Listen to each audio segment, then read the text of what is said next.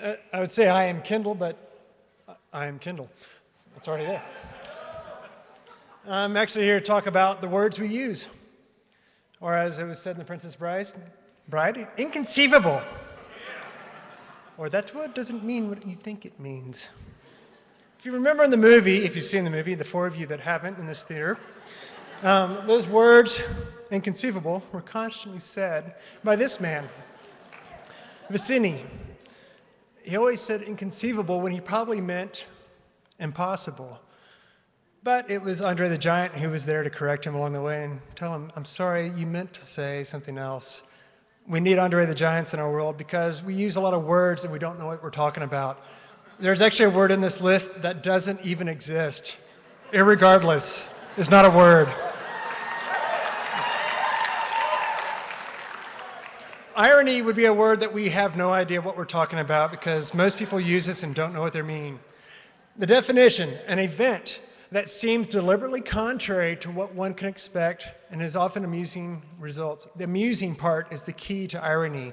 This is not ironic, but you're laughing. It's tragic. This is a 1938 breadline photo, and everybody in this picture is African American. We laugh because we're uncomfortable, not because it's ironic. This is ironic. I want to know how many people went to the Jenny Craig versus the billions and billions served at McDonald's. The irony is obvious. Overweight people or Jenny Craig? Which leads me to the next word, expert. We use this word a lot. Social media people tend to think they're all experts.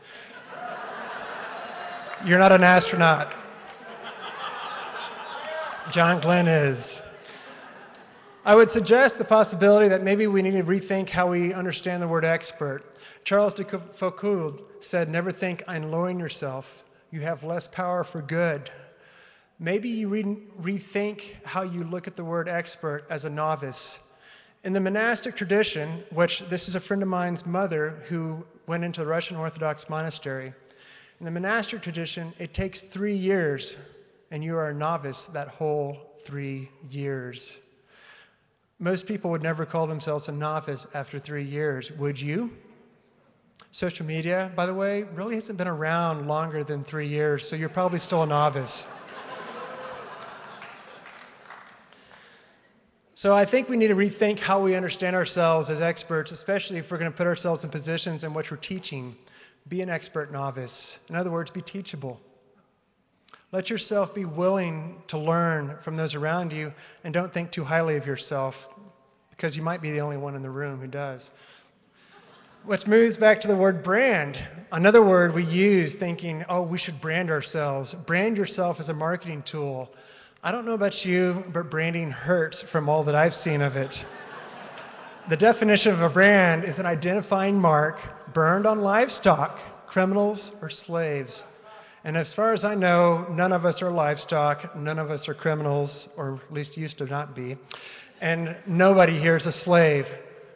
This is a picture I took during a branding that I was a part of back in May. We actually had to do 115 cattle. It smells, the cows aren't happy about it, and it takes 5 people to wrestle them down. Don't brand yourself. Another word that we misuse is love. We like to talk about love in terms of shallow things and in terms of the deepest things of our heart. Rob Bell, in speaking on this very subject, said, I love my wife and I love tacos. Every teenager in the world uses the word to say, I love fill in the blank, shallow fill in the blank. We should rethink about the words that we use, because to love is primarily an action verb, not a noun, and it's not an adjective. It's something we do to modify our behavior, to show people that they matter, that we sacrifice. And so what this leads to is the fact that we should think about what we love. What and who you love says much about who you are. And if you love tacos, what's that say about who you are? Especially if you love social media experts. Such is the power of the word, even the word of man, that once it's spoken, anything can happen, said Frederick Buechner. We use words as if they are just paper to be tossed aside, but the reality is words can change the world. Otherwise, you wouldn't be listening to music.